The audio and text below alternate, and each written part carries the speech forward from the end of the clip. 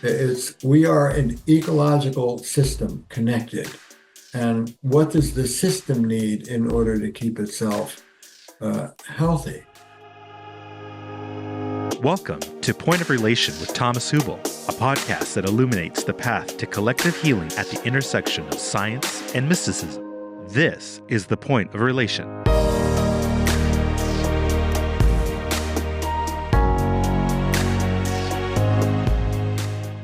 Today's episode was previously recorded for an online event with Thomas.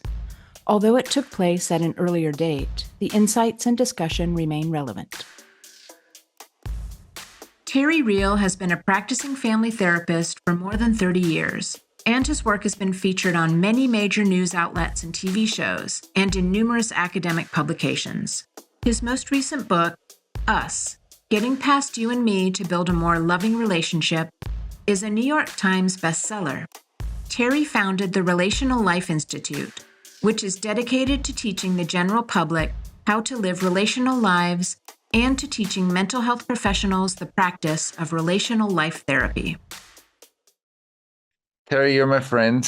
We know each other now for quite some years. And I think the longer we are together, and we also started teaching together some years ago, I felt that first of all, we are living our friendship mainly through our work, but also besides that, we started to connect, but it gave us a good reason to do stuff together. And I think through the time we more and more got synchronized, and we developed some intimacy together.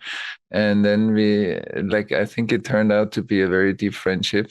And so thank you for that. And I'm happy to be sitting here with you. And of course, like many people on the call know, expertise in working with relationships and couples. And so that's definitely something I enjoy and learn from you. So thank you. Oh, you're welcome, Thomas. It's a pleasure to be here. I say, how do I spend time with my workaholic friends? By working together. So, although we do have a little time carved out next week. We've known each other for quite a while. I do think that our bond is forged through teaching together and working together, and having a lot of fun with each other. And I want to acknowledge that I see you as a great healer. You've done healing work with me, one-on-one, and with my darling wife, Belinda. And it's been some of the most profound healing work I've done. And I also turn to you for spiritual guidance from time to time. And so I see you as a friend, a colleague, and an ally. And we see things very similarly. You're a spiritual teacher, I'm a relationship guy, but there's a lot of relationship in your spirituality, and there's a lot of spirituality in my relational work. So we kind of, it's wonderful to be here together. Likewise. And I like what you just said. There is a lot of relationship in my work and a lot of spirit in your work. And I think that's also what deeply connects us. Yeah. Mm-hmm. Great.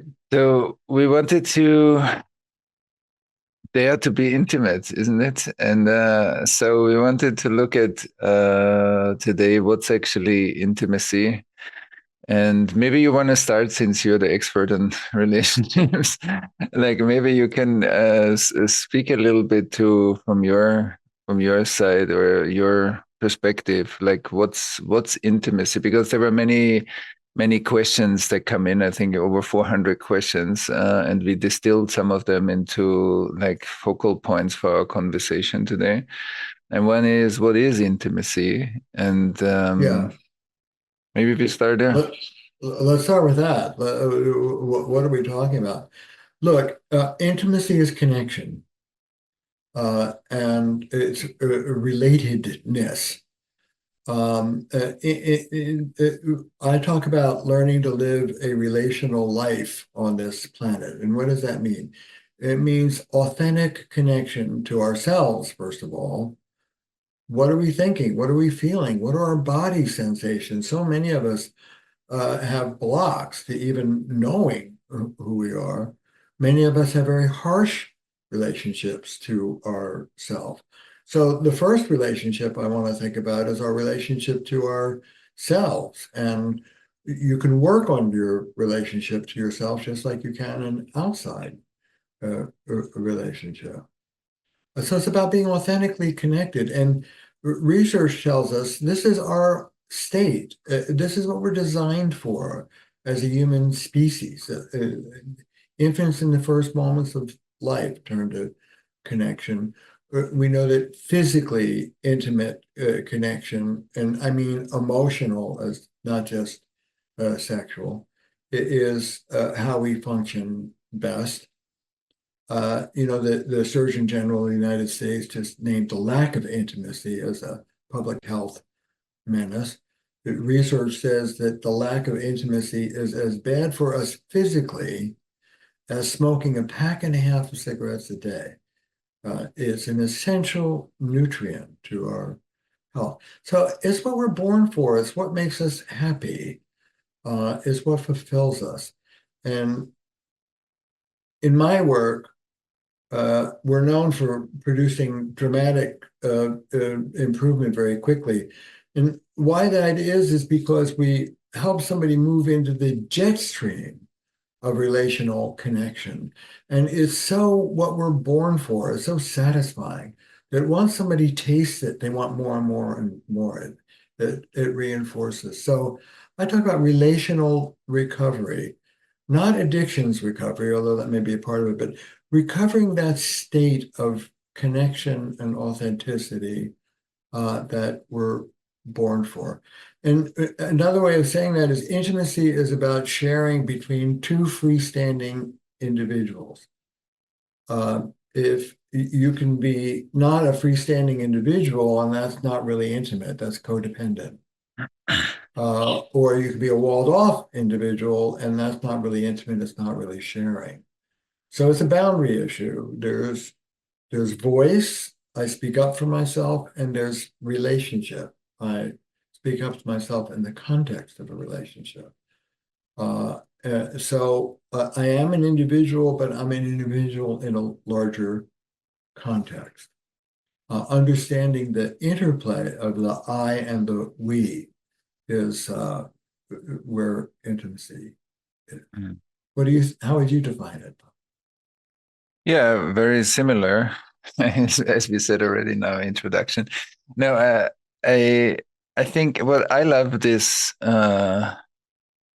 the basic building block of relating is I feel you and I feel how you feel me. Like when our nervous systems enter that state of co-sensing, like feeling and being felt, or sometimes feeling and not being felt, but that doesn't really matter. It's my practice that changes my life. And it's not so much if you do it too or not. Of course, it feels lovely if you're also in tune with me, but that attunement and the capacity to attune is also the capacity to feel felt and to notice attention and to notice closeness and distance, or closeness and like the pulsation of relationship. And I think intimacy is also that we allow also in relationships that we are fluid with, that sometimes we need to be closer and sometimes couples they need to have their own space somehow. But I think intimacy can embrace that. But when I get threatened by my partner needing more space, so then I'm actually getting more tight and I stop being in that flow, even when it's a bit further apart and when it's closer. So the wave movement of a relationship gets kind of locked.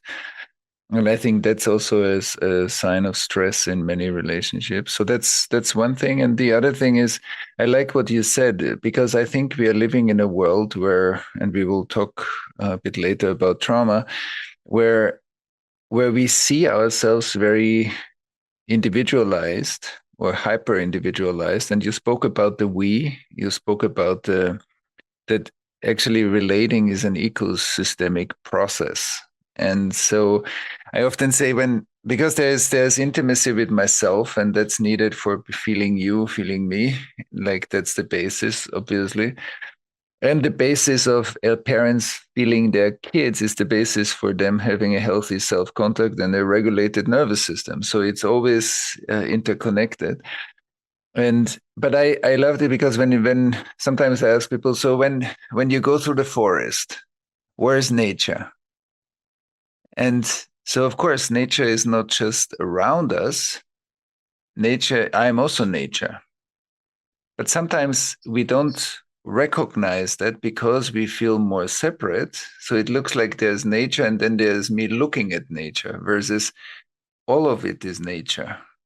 And so the ecosystemic aspect that you spoke to, I think is pretty important, that there is ecosystemic intimacy. There's intimacy with life. So there's intimacy here, there's intimacy between us, but there's intimacy with life. And I think if that creates a healthy data exchange or data streaming in the biosphere, in the ecosystem, and I think that's a basic factor of health. I think the Surgeon General that you mentioned, I think that's a big part because we feel separate within that flow. We don't get many feedback mechanisms, regulation mechanisms, and then it shows symptoms. So yeah, so I see it very similarly. Yeah. And I love your language of ecosystems. In my latest book, Us, I talk about this specifically. Our relationships are our biospheres. And it's one of the great mistakes of Western civilization. What it means to be the word individual means apart from nature. I'm distinct from nature. It's a delusion. We're not apart from nature, and we're not, as patriarchy says, above nature, dominating it. Or if you're codependent, below nature, trying to control it. Don't set dad off. It's another form of trying to control. Whether the nature we're trying to control is our spouses or our kids or our bodies or our thinking. And I talk about ecological wisdom. Our relationships are our biospheres. We're not above them, we're in them. And it's in our interest to keep the biosphere clean and healthy. If you're one up and domineering, come down and open up. If you're one down and frightened and more codependent, come up and give the biosphere your voice. The biosphere needs it. So it's not about who wins, who loses, who's right, who's wrong. We are an ecological system connected. And what does the system need in order to keep itself healthy? For those who aren't listening, you need to open up and yield. For those who are frightened, maybe you need to have courage and speak. But it's not about you versus me. It's about us and what we need together. Mm. Yeah, and I think the interesting question now is, why are we speaking at all about intimacy? I mean, if intimacy is our natural state, neurobiology testifies it. We are wired to be relational. We are mammals. We need closeness, and we need to be nourished, and we need healthy relational environments to be more healthy ourselves. And we also, as we grow older, I think we need community as a source of meaning, but also as a source of nourishment and support.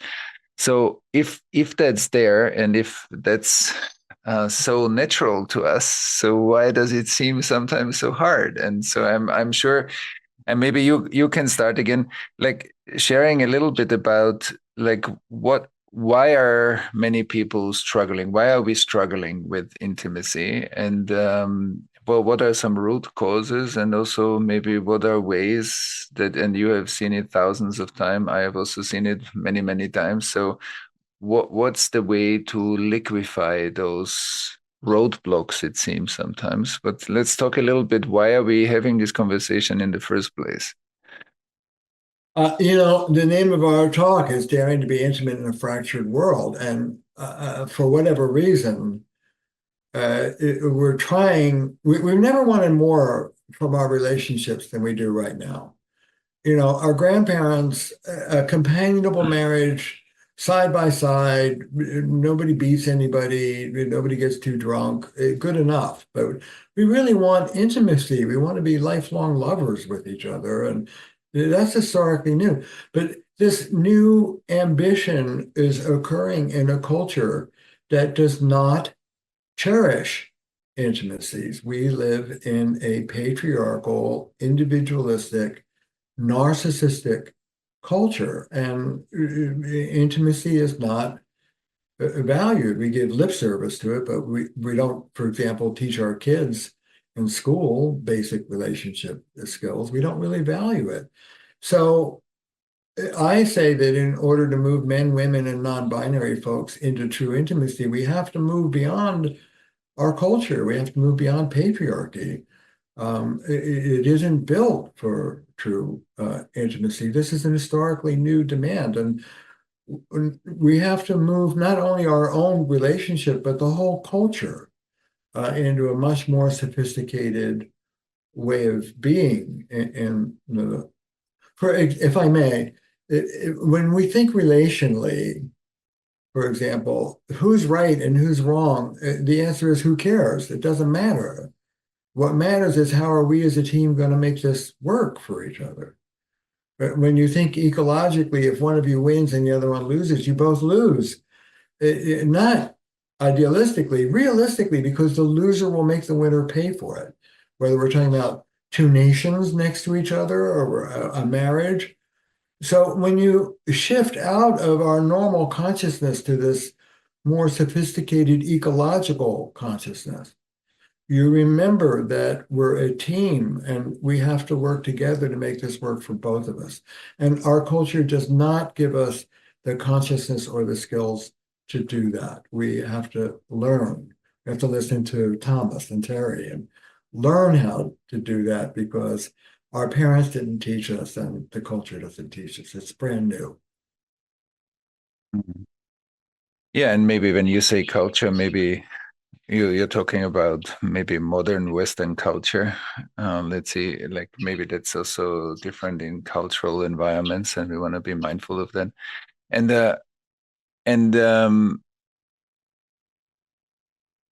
so the question is,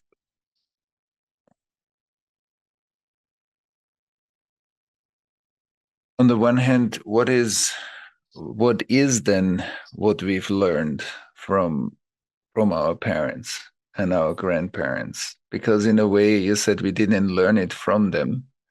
So then the question is, what did we learn from them? So what kind of blueprints or what kind of ecosystems did we grow up in that taught us about intimacy? And I think maybe some of us had a mixed bag, like that we experienced some intimacy and then we experienced a lack thereof in some other areas. And some of us maybe experienced very little intimacy because there were abusive families and or families that had all kinds of issues, so that we actually copy pasted some of that into ourselves. And I think that and you talk obviously a lot about this, but I think that noticing, like being in an inquiry and being curious, what is actually what we needed to do to protect ourselves, and that those protection mechanisms are often kind of pathologized, or we pathologize it, and we live in a society where we say, this is your strength and this is your weakness. Which is very inviting for the weakness, because whatever that is, it's not going to want to be weak. And so we don't want to have that part because we want to be on the heroic side. But the heroic side is a compensation because we cannot own, or we cannot be intimate with the parts that we already abandoned in ourselves. And so I think it would be great for us to speak a little bit about like the intelligence of all the defense mechanisms, no matter if I reduce the sensitivity of my body, and today it's harder for me to feel my body, and that's why it's harder for me to feel you in certain moments, especially when you trigger me. It's going to be difficult to practice I feel you feeling me, or that I needed to shut down some emotions like shame or fear or anger or sadness. And now I feel it as a tension in my body, and I walk around with a tighter system and have sometimes feel numb. But I want to speak and maybe also hear from you, because many of us think, okay, if there is not intimacy, then something is wrong and I need to fix it. Versus when there is a lack of intimacy, I am being sent onto a journey to discover more and more about myself, what's actually intelligent in sometimes pulling out and protecting myself from the pain of the absence of intimacy or the hurt that I experienced in life or my ancestors experienced in life. Mm. But and maybe you can speak a little bit about in your experience in working with couples, like how do you see those mechanisms play out, and how can we change our relationship from it being a dysfunction or a problem that I have into something more relational and creative, so that I create intimacy with those mechanisms in myself for me to be able to grow? Relationships actually are a contemplative spiritual practice, if spirituality means not bypassing, but actually deepening and using the resources of mindfulness and presence, and also noticing when I'm not present, when I'm completely identified with emotions or body sensations from my past, that I go through fears and stuff that is not related to what's happening right now, but I feel it very intensively. So the way we look and the way we frame that for ourselves makes a huge difference. We often say that the greatest gift you can give someone in a relationship is your presence. But in order to be present in the relationship, you have to be in the present. I have a saying, there's no such thing as overreacting. It's just that what someone's reacting to may not be what's in front of them. It may be what's behind them. And that's triggering. When we're completely seized by that automatic response, which has everything to do with our childhood and family of origin and wounding, that there's a space, there's a breath. And rather than acting out whatever that defensive move would be, there's a possibility of looking at it, of feeling it, and then maybe not going with it, but going with something else. And that moment of moving beyond the automaticness to something aware, and then moving from the awareness to a different choice, that's healing. That's what healing is. Love, Trauma, and Healing is a groundbreaking, self-paced online course from Thomas Hübl and couples therapy expert Terry Rio. Learn to heal past wounds and more deeply connect with yourself, your relationships, and the world at large, using wisdom from psychotherapy and spiritual practices. For a limited time, we're offering a special $100 discount for our Point of Relation podcast community. Visit the link in our show notes or go to www.lovetraumahealing.com/podcast to learn more and start the course today. So I'm curious how that lives in your work, and maybe you can speak to that a bit. Yeah. I think we're total aligned on this. And my language is a tripart system I inherited from one of my great mentors, P.M. Melody. We talk about the wise adult part of you, which is the part we're both talking to now, prefrontal cortex, here and now, able to stop, think, choose, listen. I collect your quotes, Thomas. I love your quote. And one of the things you said is to observe is to have choice. The reason why that is the part of us that can observe is the same part of us that can choose. This is the thoughtful, most developed parts. subcortical parts of the brain. There are two. We talk about the wounded child part of us, and when I do work very young, first moments of life to 4 or 5, the part of you that just feels it. It was on the receiving end of the abuse or neglect, all reaction. And in between these two is what I call the adaptive child part. And that's what you were just speaking to. The part of you that you created to deal with whatever was happening to you as a child, the way you coped, fight, flight, or fix. And the problem is that we bring these very young adaptations into our relationships. When we get triggered, when the heat is on, we go into these knee-jerk responses, and we do the same thing we learned to do as a kid over and over and over again, and they don't work very well. So the first skill, which I think we're both going to talk about, is what I call relational mindfulness. When you're triggered, when you're in that automatic fight, flight, or fix, take a breath, take a break. I'm a big fan of breaks. Get recentered in that wise adult prefrontal cortex, and then choose something more skilled and more constructive. I like to tell stories. May I tell a story to illustrate? Yeah, very much. Using these days. True story. I specialize in couples on the brink of divorce. So a couple on the brink. Guy's a liar. Some of people listening may have heard this story. Chronic liar about everything. So, okay. I ask him a question, which if you're not thinking relationally sounds, oh my God, but if you're on one end of the seesaw, you're adapting to someone on the other end. So I say to him, who tried to control you growing up? His father, a military man, how he sat, how he ate, his friends, what courses. I said, how did you cope with this controlling father? He looks at me and smiles. Now that smile is health, that's resistance. And he says, I lied.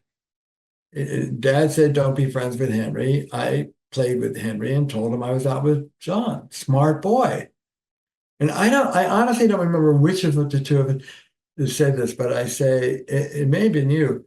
Always respect the exquisite intelligence of the adaptive child.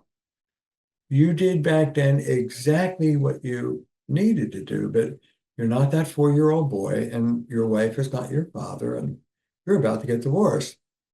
True story. They come back 2 weeks later, hand in hand, we're cured. This is true. I say, okay, tell me. Over the weekend, she sent him to the grocery store to get 12 things. True to form, he comes back with 11. She says, where's the pumpernickel? He said, I'd like folks to feel this in their body. He said, every muscle and nerve in my body was screaming to say they were out of the pumpernickel. And in this one moment, I took a breath. Belinda calls this relational heroism, this moment. I took a breath. I thought of you, Terry. We can lend each other our prefrontal cortex, our brains. I thought of you. I looked at my wife and I said, I forgot the damn pumpernickel. And she, true story, burst into tears. And she said, I've been waiting for this moment for 25 years. And that's recovery. That's health. That's what we're looking to build. So you did back then what you needed to do. God bless you. But you're not back there now. You're here now. So how are we going to bring you into the present with this flesh and blood person rather than experiencing yourself through the trauma as that 4-year-old looking up at that towering parent? How are we going to bring you out of the past and the way you coped with what was happening into the present and a new situation? Tell me how you would frame that. Yeah, first of all, it touches me. It feels like I can feel the moment when you described what the wife said, like that, and how this bursting into tears when the pattern changes. That's very powerful. And And you said something I want to highlight, because even if it's intellectually clear, often in those moments it's not clear to us. You said, because he said in that moment he thought of you. And obviously you became some sort of resource for him in the moment when it really is on, a tightrope walk, if you go into one or the other direction. So like that, actually that resource can make a real difference. And I think that's important for us. It's to see that these moments where change happens is a collaboration often. It's a collaboration of books that we read. It's a collaboration of moments, deep moments that we had when we feel seen. And I think also the fact that you saw him as a boy and you said lying was intelligent at that time, depathologized it. Because otherwise, you shouldn't lie, you shouldn't lie, you shouldn't lie. And then you internalize the critics as you should be honest, you should be honest, you should be honest. It's like it. But if suddenly there's a relationship to the process that is the way it is for the boy, then it can be lifted already enough out of the past into an intermediate state that the choice can be different in that moment. Because you helped him to, it's like you take a treasure box out of the ocean and you bring it close enough to the surface that you remember the treasure box in that moment when you need to make a decision. And I think that's really beautiful, that depathologizing and creating that relationship is actually bringing the past enough back into the present moment, that in the present moment, then in this moment with the shopping, there is a change possible. Because before, the change was locked in the past. And I'm speaking about that because I think many of us struggle too long to try these kind of things on our own, number one. So if we are ecosystems, why not to make more use of the ecosystemic intelligence? And for this man or for this couple, you are part of the ecosystemic intelligence. And it's wise to use it. And we are not heroes that we need to do it alone. And often trying to do it alone gets us to the brink of divorce. So I think that's one principle. And I think the other principle is also really looking at, because what we are talking about is a different form of self-compassion and compassion. It's a different form of depathologizing, that whatever lives in me lives there for a reason, even if I don't understand why. And having that different curious approach versus like the pathologizing approach to my parts. Like a mutual friend of ours, Dick Schwartz, wrote a book about there are no bad parts or no bad parts. And I think that on the one hand, the changing that in myself, of course, has a tremendous effect on my own path, but then it has a tremendous effect on my relationships. Because I will reframe, and if I reframe it here, I will reframe it for myself also with the world. And I can be much more connected to people and also their pattern without supporting their patterns, but being more compassionately connected to be able to do what you did, because you didn't say, oh, you're a liar. You're lying and that's not good. You should change that in your relationship. Had you said that, you would have strengthened the pattern. So, but you did something else. And I think that's a beautiful example of what it means to be able to bring presence, or to bring what you said before, the prefrontal cortex wisdom, into these younger parts and help them to grow up, to become older, and to become more mature. So I think that's beautiful. I think that's a big part of how to reclaim intimacy in our life in that example. That's beautiful, Thomas. Yeah. I say when an inner child, well, first of all, let me say this. Tell me what you think of this. I believe it's an article of faith for me that if you are chronically plagued with an outsized feeling, you're enraged, you're indignant, or you're scared, or you're petrified of being alone, or the odds are it's not your feeling. It's that little boy or little girl. It's their feeling. It's a young feeling. You're being trauma triggered.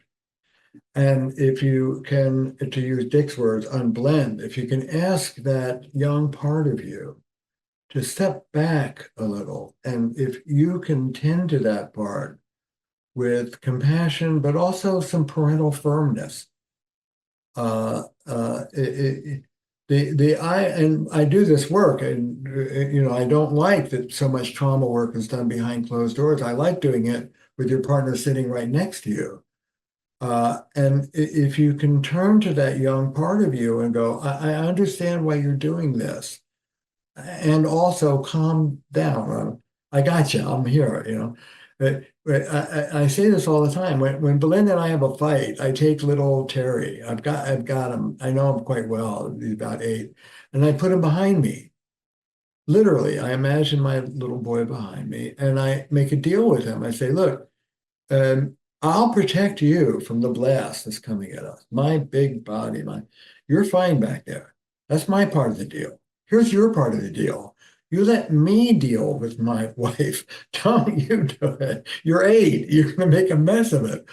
And there's something about our turning to these young parts with love and compassion, but also some containment, some parental, and diffusing them. And then we can turn to our partner and use whatever skills we're learning. The first skill is what I call relational mindfulness, moving out of these triggered automatic parts into something more centered and thoughtful. That's the one that comes before you will use any of the other skills. That young part of you doesn't give a damn about using skills. Mm-hmm. Yeah, right. So that's very beautiful, and also to notice, first of all, that we understand. Okay, I'm experiencing younger places, and as you beautifully said, suddenly afterwards you have a 4-year-old and the 8-year-old trying to figure out their relationship issues, which is going to be frustrating because it's not working. But that when we are in that trigger place, that's literally how we can often, represent it or make it more animated, that it's more clear to us. Wow, that's actually what's happening. And the other part, I want to speak a little bit too. So, because there's a lot of should often, and I believe should is a voice that we share that is actually already like a trauma voice. Mm-hmm. I should be different, or I should not do this. But actually, if that's happening in me, and then it's just another pressure point, another weight on top of the process, that I shouldn't now have that process. And like it shows already that I'm dissociated from my own inner experience. I'm not fully aware of what's happening. And that's why when sometimes people come and say, we should be different, or we could have done it differently. And then I often say, okay, so let's have a look at it. Like, is that really true? We could have done something differently, individually, relationally, or societally. And then I often say, is that really true? Could we really? Or is that our interpretation of the process that we are not connected to? And that's why we put a lot of pressure or control on the process, but we can actually not do it differently. Instead of saying, if that's happening in me, I need to slow down a bit. And that's beautiful. As you said, the relational mindfulness is the first step to slow down a bit, to make some space and to say, if that's happening, this process needs my awareness, not how I should be, but a deeper re-relating to myself, which means I create space, or I slow down, I create space, and space creates witnessing, and witnessing is the only possibility to have another choice. Otherwise, I keep reproducing the past. And that's also, I'm sure you experience this all the time or with your clients, that in like the things that we say over and over again, you had this conversation already 5 times. The 6th time will not make it better. So once I see actually we are in a loop, then I say, okay, like the same argument didn't change it in the past, and it brought it back to the same place. So we need some space to reflect. And that's why I want just to highlight what you just said. I think that relational mindfulness looks like too simple, but it's actually a very powerful tool, because without that, the door to change stays closed. And then it's like when you put your code card on the code reader, and then it opens the door, and then you can go through into another possibility or another experience. And so let's talk a little bit about how trauma is at the base, because you spoke about it. Like there's an over-controlling father, there's abuse, there's neglect. There are many attachment traumatic processes going on in our families. So maybe we speak a little bit first about trauma and then about culture, like the cultural part of it. How would you see? How do you define trauma, or how important is that in your work? Well, it's the simplest way to think about it is a boundary issue. We think about trauma, we think about intrusion, and we think about disempowering trauma. You beat a kid up, you say you're a piece of shit, you just that's the one we normally think of. But you can also traumatize a kid by neglecting them. Somebody says, well, I grew up in a perfect family. When you were hurt, who did you turn to? No one. I took care of it myself. Okay, well, that ain't right. You grew up in a walled off family that looked perfect, but it's not what I would call intimate.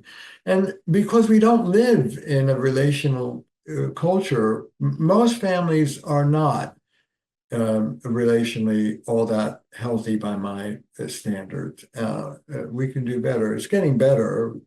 So many men in particular are better fathers than our fathers were, but it's still not great. So most of us grew up with either neglect or intrusion of one form or another. And then we adapt, and the adaptation is almost always a reaction to what's happening to us. We defend ourselves. Intrusive mother, big wall.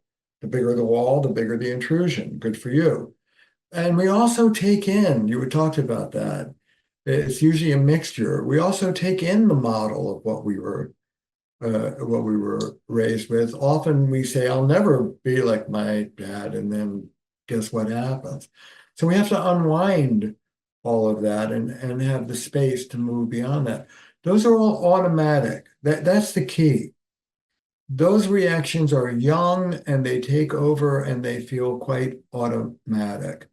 And the key is breath. The key is space. Here's a Thomas Hübl quote. Urgency is our enemy and breath is our friend. And Krishnamurti, the great spiritual teacher, said, true liberation is freedom from our own automatic responses. And in relationships give us the crucible, the opportunity to begin to work on these automatic responses and move beyond them, because they will get triggered in your intimate relationships. Belinda and I will often, as you've heard me say this, we'll smile and nod, even bow and say, I just want to thank you for giving me this opportunity to work on myself. You'll have the opportunity to deal with those triggered places. That isn't the issue. The issue is, what do you do then? Do you just act it out, or do you really work on it? And I love what you say.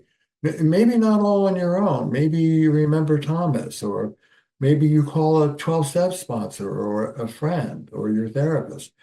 We don't have to do all this completely on our own, but with support and company, daring to be intimate means daring to take a breath and remembering to do something different than those knee-jerk responses. What do you think? Yeah, first of all, again, I want to highlight what you just said, that like the ecosystemic support, because often when trauma is in the mix, we actually feel more separate, and then we try to do it on our own much longer than is actually helpful. And so that reaching out, having an ecosystem, even having like thinking relational health again as communities, and look, okay, what can I do to create a circle of people that, we will talk about relationship, we will get deeper into it, we listen to each other, we feel each other while we share, without that it needs to be a therapy. It can be people coming together with this, a more sincere wish to become a practice group, to really listen to each other. And then there can be therapists, and there can be different stages of professionality, of course. But thinking of intimacy as an embedded process, it's intimacy with life. And then relationships, the intimacy to myself, the intimacy also with other parts of life, with nature, with anything in society is part of it. So I think I want to highlight this, like we might be conditioned to do too much alone or on our own, which is already a sign of that relationship is actually a bit scary, or opening up deeper in relationship and begin to feel more is scary. And the second step, I believe, is also that we have like a practice how we reconnect to ourselves, like how we literally not only think about ourselves, because we are so trained and we are also very much acknowledged for the way we can think about life. But often that's the defense mechanism against feeling life. So, and we live in a society where the scientific framework, how important it also is, might also reinforce that we are very clever about this. And I have seen many people that went to therapy for a long time, and I'm sure you did too. And they were very reflected intellectually. They could speak like a therapist, but actually the similar processes and patterns were still ingrained in the body and didn't change. So then there is this hyper reflected mental capacity, but it's not embodied. And so embodying and having space just to have we will do afterwards maybe 2 practices so that we can take this also away from this call, like that. Like I connect deeper to my own body sensations, and I learn to feel, wow, my body is actually the home, is the host of emotions. When I feel emotions, either they swirl up into my mind or they get acted out, or I learn to ground my emotions and really feel them in the body and relate them to the world and say, this is, now I'm scared, now I'm angry, now I'm this. And not because of you I'm angry or because of you I'm scared, but it stays at home. And I love this, like an example of, because I believe that when trauma is in the body, often our energy goes out and projects the fear forward. So the fear of the past becomes actually a forward projection, how we worry about the future. And the more we can ground the fear here and now, and we learn to feel and host our fears, for example, as an example here in this cup, the less we project it forward and the more we experience it here and we can digest it. So the notion of digesting is very important. And I think especially as a modern Western culture, we are not good at all in digesting. I mean, how many COVID digestion or integration spaces did you see? I mean, isn't it crazy? We went through a global pandemic. For 2 years, the world was messed up, locked down, all kinds of stuff. Many people passed away. Many people lost their job. And then we say, okay, so after 2 years, nothing happened. Move on. And I would say, no, we cannot just move on. Of course, we have to move on, but we also need to create spaces where we say, okay, what just happened? Let's digest. Let's speak a bit about that. Let's bring that together, because otherwise, we talked about there is this pressure cooker of trauma that we inherit, and then the culture and the fragmented parts of the culture that are not often not supportive of, or we might say, of intimacy. But we are also not really gardening that culture. We don't have enough spaces where we say, let's digest what happened through COVID. Let's digest what happened through other big impacts also traumatic impacts on society, so that we literally have a framework or a structure where that can happen. And I think that's a symptom of the very thing that you said before, that there is this wounded child and then there is the defense against it. That's true for us individuals, but that's also built into our cultures. Right. And that's why we keep reproducing many very painful structural re-traumatizations in our society. And that's a lack of collective intimacy. And then we have this more fragmented, polarized culture, and then we see it on social media, like the war that is expanded all over the social media landscape is very painful to watch. And I think it has to be painful, because it is painful. And only when we notice that and we have more capacity to ground that, I think we can really change and create more intimacy. So I'm curious also how you see that, like how that's reflected in our own past as individuals, how we grow up, but how that's also reflected in the cultural space, like why we are living in a very fragmented, polarized world. Yeah. Look at political conversations, look at racial conversations, look at gender conversations. Like there's a lot of that fragmentation visible. First of all, I want to undo what you do with me and underline some of the things you just said. I love how you ground it in the body. Let's start off with intimacy. Let me be intimate with what I'm really feeling in this moment right now, instead of running from it, projecting. Take a breath. What am I feeling? What are the sensations in my body? We have so little time and space to just, what am I feeling right now? And making friends with what I'm feeling, not trying to control it. I said earlier, the great mistake of patriarchy is that we can control nature, including our own nature. I should be feeling this. I shouldn't be adapting I shouldn't lie. I should control. I hate that liar. And coming to love that liar is very healing. So as we tune into ourselves and our body, I just want to say here's something I want everybody listening to get. There's no redeeming value in harshness. If it's harsh, it's off. There's nothing that harshness does that loving firmness doesn't do better. So as we tune into ourselves and what we're feeling, do it with an open heart. Do it with a soft heart. Don't encounter parts of ourselves and, oh, that's terrible. Oh, do you need less of this? And no. Just be with them. That's how we start. The first, they say you can't love anybody else until you love yourself. Well, this is actually what that means. Be with all of what you're experiencing first.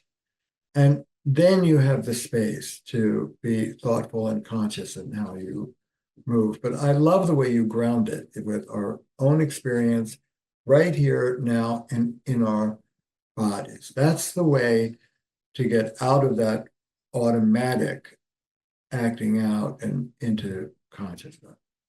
I want to come back to something I wanted to respond to. When you, Terry, before said, okay, I want to highlight something, you said we like feeling our emotions in the body.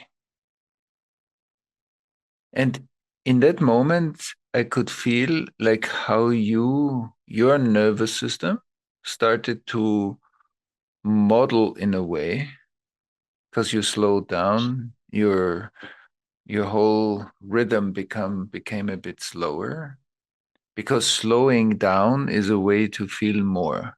Softening is a way to feel more, because we get either harder or faster when we feel less.